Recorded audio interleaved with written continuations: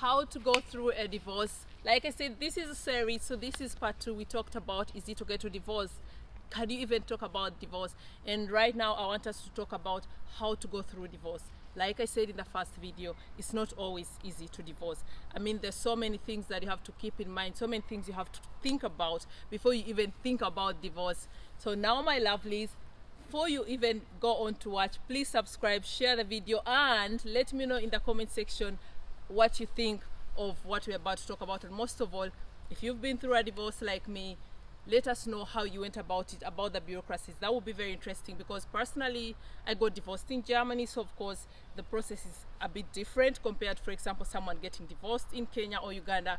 So it'd be highly helpful and highly appreciated if you let us know how you got through your divorce. Now we're going to dive right in.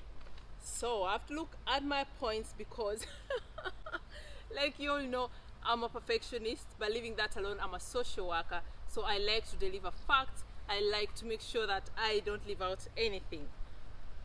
How to go through a divorce. First of all, it's very important to know, like we said in the first video, when it's over. Very important to know when it's time to let go. So once you've reached the point where you're 1,000,000% sure it's over, I'm done, there's nothing more I can do about it, then you make the plan. You must have a plan. You can't just wake up in the morning and say, I'm going to divorce. It can happen, but most of the time it doesn't go out smoothly. You really need a plan. You really need to ask yourself, when do I want to get divorced? You should even have a date, you know. How do I want to go about it? Where am I going once I move out of this house, for example? What am I going to do after this? And those are very crucial questions. So now we come to the main important bit. When you're making this plan, important factors are you financially stable to execute this plan, to be able to get maybe a new apartment, new house, move to a different city, because sometimes it might be necessary, especially if you're in an abusive relationship. Even when you're not in an abusive relationship, sometimes it's necessary to make like a complete cut. Like when I got divorced, I moved out from my ex-husband completely. I made sure it's really far away from him. Not because, lucky enough, he wasn't abusive, but for me, it was important for us to be able to move on. I knew if I stay in the same area that he stays, it would be very difficult. For me, I mean, it was done. I knew there was never going to be a second chance. But for him, it was not done. So it would have been very complicated. We probably would have conflicted, which wouldn't have been very good for the children in his endeavor to try and win me back. So sometimes, or most of the times, it's actually better if you move far away from them. Of course, in proximity that he or she can still get to see the children. So that's number one. But you need the financial muscle to do that. If you have a job, well and good. If you don't have a job, try to get assistance. Talk to family and friends, to your parents, or if he's not the kind of person that really says you're not allowed to work, think of getting back to work. Talk nicely about it, you know. Try to let him know, I'm doing this to support us, I'm doing this to ease the burden on you, being the only breadwinner. Just play it out the best way you know how, but make sure you have a plan. And then think of where you're going to move with the kids. Of course, if you have kids, for example, you have to think of schools, you have to think of, is it a good area for my children? My children going to feel comfortable there? Of course, if there are no children in the picture, I say that's the easiest divorce, because I mean, I'm thinking for myself, if I hadn't had children, I mean, probably I would have even moved to another country. Probably, I don't know, but I love Germany so much, I probably would have stayed, but it would have been a possibility to move to another country. So those are things you have to think about. You have to think about the when and how. The when and how, I'll give an example of myself again. When I decided I was going to divorce, or it was time to let go, that was actually interesting. I thought about it for a long time, but the planning didn't take a long time. It was like from today, and 4 days later I was like 100%, it's over, I can't do it anymore. So I just actually got my car, which was our family car at that time. I packed just 2 suitcases. That means one suitcase had my clothes, my shoes, and not everything, and then the other suitcase had clothes and shoes for the kids, because all I was thinking was, they're going to kindergarten, they will need clothes. That's all I left with when I divorced. So I had to, for me, the most important thing was I wanted to make it easy for me. I wanted to make it smooth without fighting or my ex saying please, please. So that means I moved out of the house while he was away for work. And then later in the evening at around 6 p.m. I SMS'd him and told him I've moved out and I'm definitely filing for divorce. That's how I did it. And that's also important. For example, if someone is in an abusive relationship, you really have to plan your exit plan without you taking risks or endangering your life or that of your children. Second step would be, if you're not financially stable, I almost forgot that, and you're living in a country that offers social support, you know, you can apply for that even beforehand. You can apply for that before you even move out of your marital home, you know. Just go there, apply for assistance. They'll ask you about your situation. You can even start looking for an apartment while you're still in your marital home, and then, you know, move out. And a good thing is really quick. You get the support immediately. So that is also an option, of course, for people living in first world countries, or if you're living in Germany in particular. So those are some of the things that you have to keep in mind, like the how, the when, the how, and the what. Yes, we talked about that. Very important also, talk to someone. Talk to someone. Why? And not necessarily to get financial help, but you also need the mental support, the psychological support. Because like I said, when you get married, none of us gets married with the intention of a divorce. It can be really hard and sad to give up your marriage, to give up your dream. Like someone like me who hopefully believes in marriage and eternal love, and you know, it can be very painful. Much as like in the first video it didn't sound like it was hard for me, it was also hard. You know, I actually knew for almost a year that I wanted a divorce, but I didn't make it until later, because like I said, you really need to be prepared mentally. I still had the desire to make it work. I still hoped that there would be a way. So it took me time, and when I was mentally ready, I left. Unfortunately, like I said, for me, I'm very introvert. I'm really closed up. I'm very good at solving my own problems. That's how I function. And for me, it worked for me that way. I didn't really involve my family or friends. Yes, they knew here and there I wasn't, you know, happy about certain things, but I never involved anyone like deeply about, okay, I'm going to divorce because of ABC. So I didn't really get that support. But what I can advise any one of you, if you're really not an introvert like me, if you're not someone who really works well by themselves, please try to talk someone to a friend, and it has to be someone you trust. You know, not that again someone will maybe abuse your trust and hurt you. So it has to be someone you really trust. Or you can even get professional help. Talk to a counselor, you know, go into therapy, and that person can guide you on how to go about it. So that's also very important, to have that moral support, you know. Actually for me, I didn't talk to anyone about it, but what I can say is that the moral support I got when I moved out of my marital house, actually, the first few, no, not months, it was like the first 3 weeks, I moved into my sister-in-law's house. So I would also call that moral support. You know, I had that someone that I knew I could rely on. I mean, here I was, a very young girl, full-time mother, no job, alone in a foreign country. I had no other family in Germany apart from my husband's family. I really didn't have close friends because, again, as an introvert, I'm very, how do I say it? I'm not open to quick friendships. So the friendships I have are friends that I've had for years. And when I move to a new place, I have acquaintances or people that I get good along with, but they're not really friends. So for me, my sister-in-law was really a blessing, because I had a very good relationship with both my sisters-in-law, and still do, and that was probably for me my moral support, knowing that I can just call her and tell her I've packed my stuff and I would like to come over to your place and plan the next way forward. So yeah, that helped a lot, and that's the moral support I'm talking about. It might be that you don't talk about it, like I never talked in details about it. That's not my way of doing things, but she respected my decision and told me, are you 100% sure? So what's the next step, you know? And I told her this is my plan and I'm going through with it. So that's actually how it worked out for me. Very important, like my next step was talk to a lawyer. And talking to a lawyer, you don't have to get him as your divorce lawyer immediately. You can get what they call Beratum. You can call a family lawyer, make an appointment where you'll be charged. I don't even remember how much they charged me. I think it was 50 or 200 euro. I don't remember honestly. And get how do I say Beratung in English? Give me a second. And get a consultation appointment, you know, for an hour, 2 hours. I think I had 1 hour. And then I talked to this lawyer. What is the worst case scenario? How do I go about this? How do we go about it with the children? Because I mean, I was very naive even at the time. I didn't know how it was going to happen. So like, you really need that advice. But what I have to say is also use your common sense.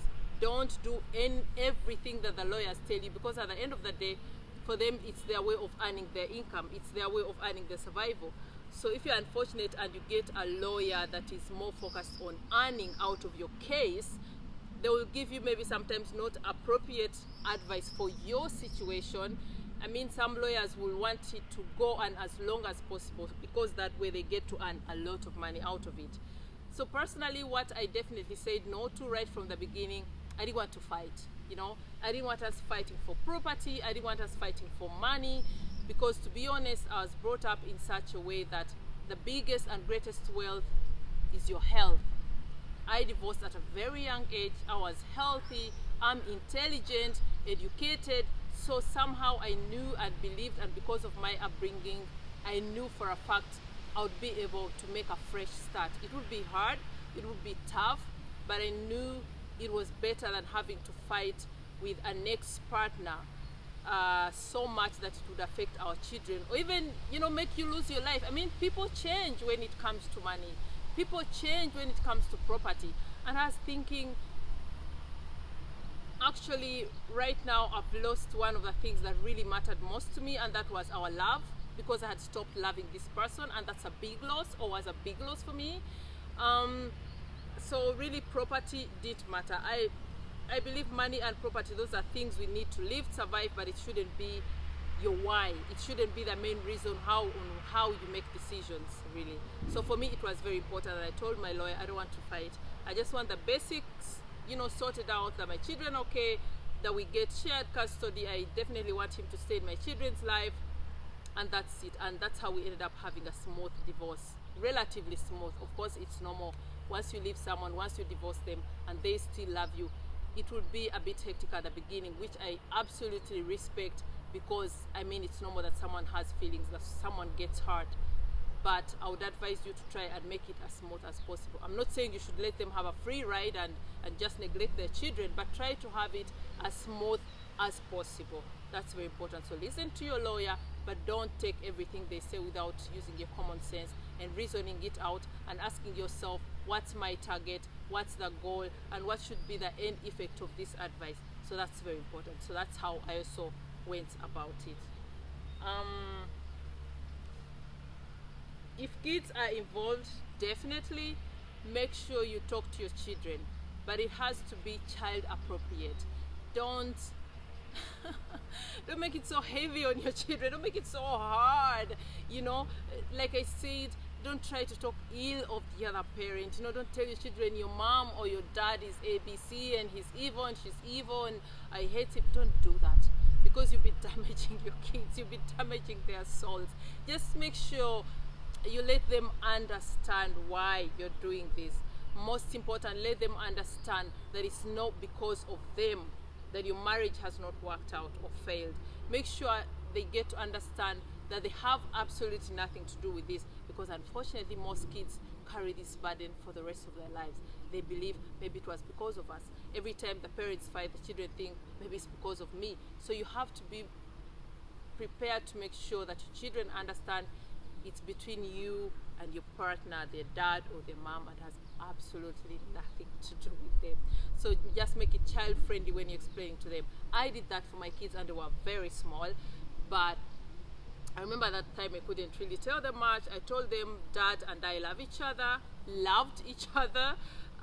We still love and respect each other as parents, but I personally don't love your dad anymore the way I used to love him at the beginning.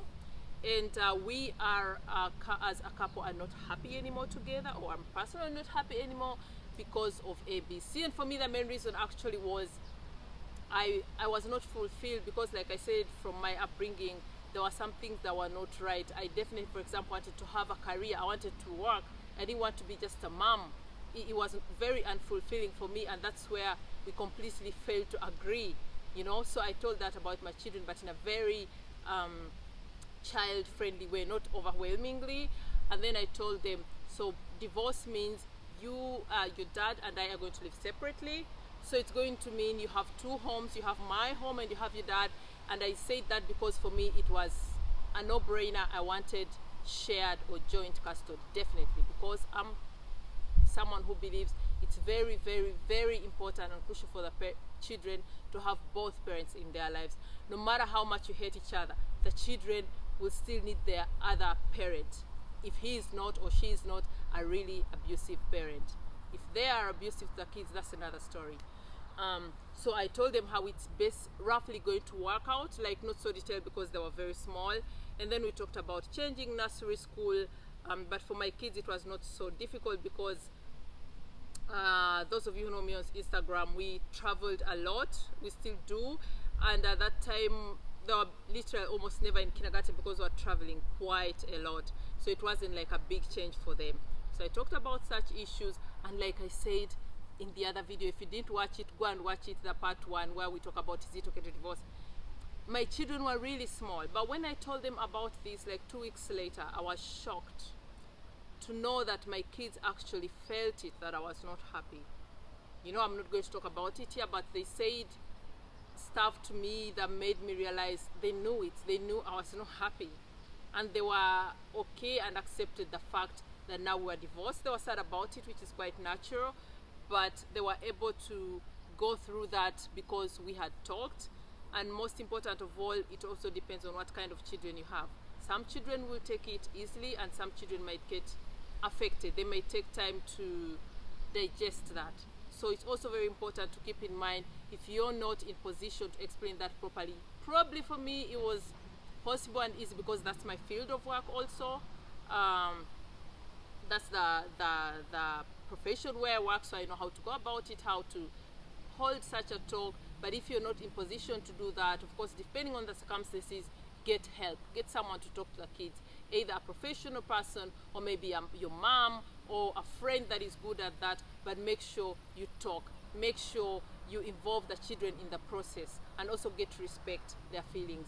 There'll be days where they'll be sad. There'll be days where they'll be like, I wish maybe daddy was here, I wish mommy was here. Just respect their feelings and say, I can understand, but unfortunately this is ABC. And most important, make sure you try to create a co-parenting relationship, that the children don't lose either of the parents. Let me see if I forget anything. Genau.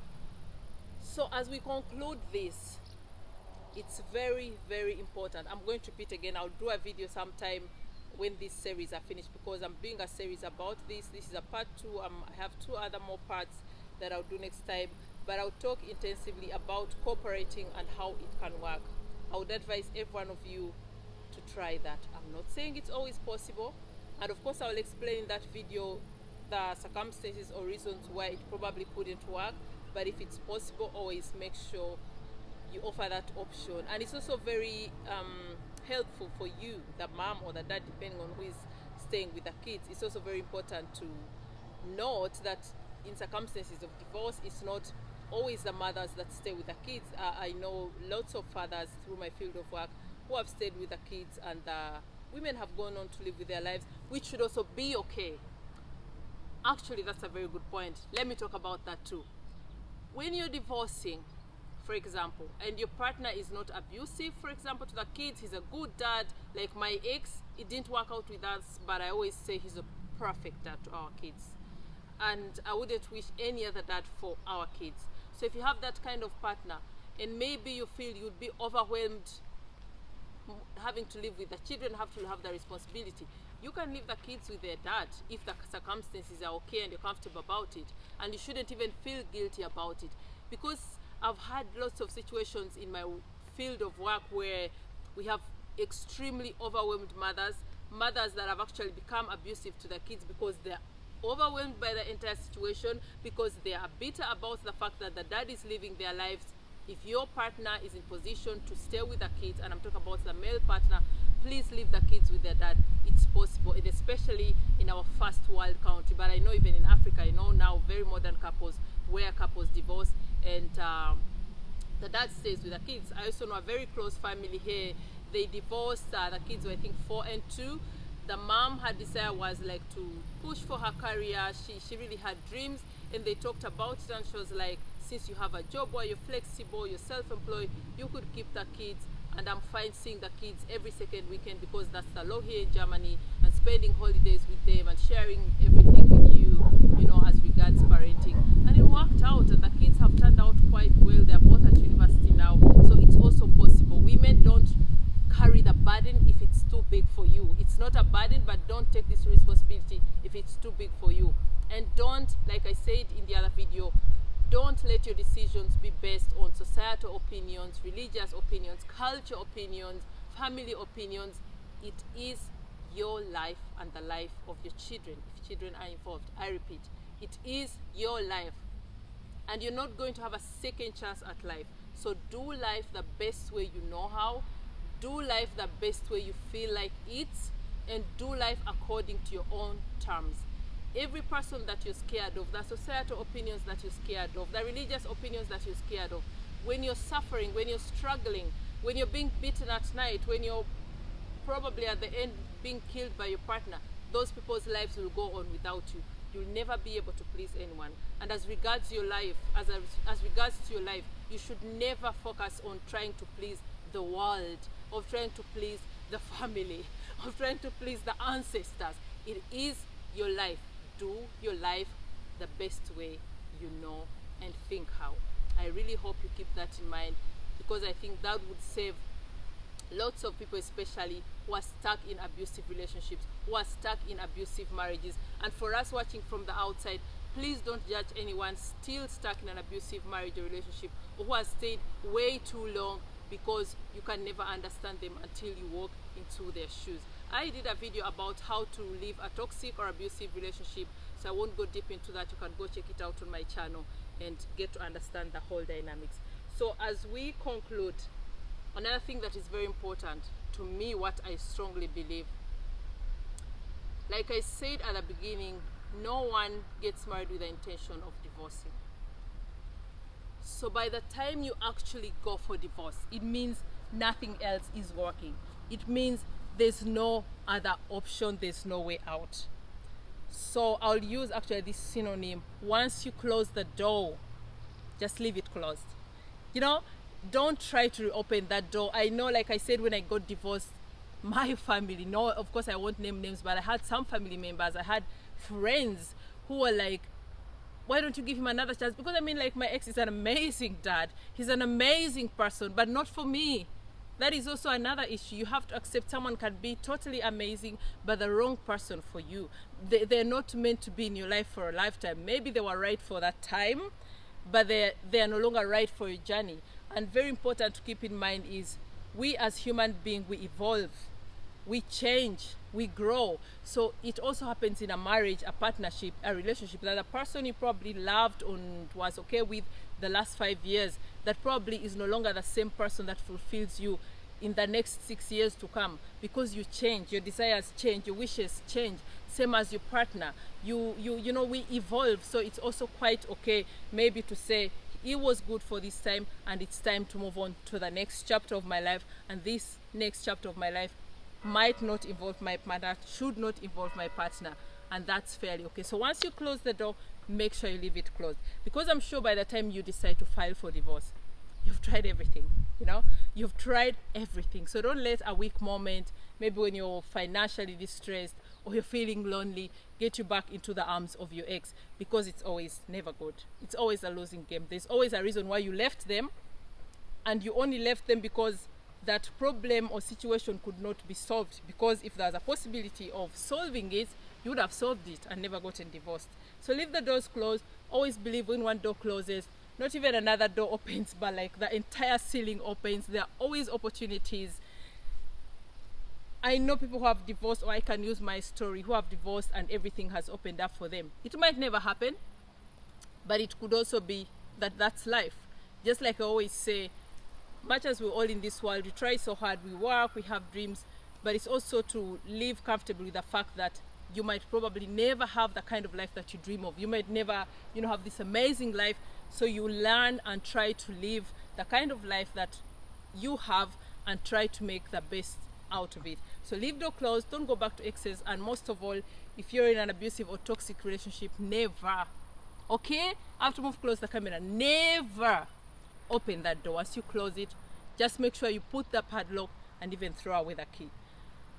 I hope I've really managed to explain everything that I wanted to explain to you. Please let me know in the comment section what do you think about this, or also add some knowledge about what I've talked, because probably I've left out some things. And if you've been through a divorce, depending on whichever country you've been in, please share with us, or just DM me. We could also do a live video about it, so we all get to learn from each other, so we get to support each other, we get to empower each other. Like I told you, my journey here is about empowerment, is about serving. And for me, it's a big step to be talking about my own divorce story, because like I said, I'm a very introverted person. I'm a very, closed up person. But I know somehow if I'm really to empower people, if I'm really to help someone out there, I also have to be transparent and talk about my own journey. So thank you so much for watching, my lovelies. Subscribe, share the video, comment, and also let me know in the comment section maybe something that you'd like me to talk about, or if you're going through a situation as regards divorce, if you're living in Europe and you'd like to know the dynamics of divorce in Europe, particularly in Germany, just let me know in the comment section, or hit my Instagram DM. I go by the names Ruzhoff on all social media channels. Until next time, I love you. Bye.